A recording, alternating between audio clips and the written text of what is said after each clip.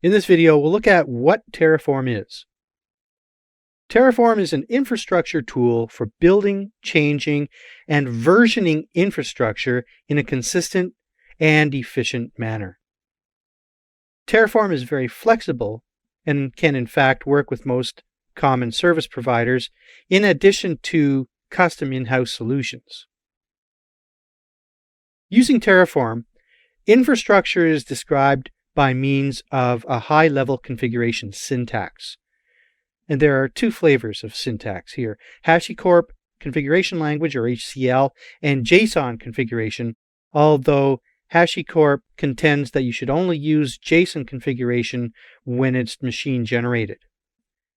The implications here are huge, though. Basically, this means that you can create a blueprint of your entire data center that can be versioned and treated as you would any other code in your organization, widely known as infrastructure as code. This also means that your infrastructure, described in code, can be shared and reused. With Terraform, you have a planning step, and this is when Terraform generates an execution plan. The execution plan expresses what Terraform is going to do when asked to apply that plan.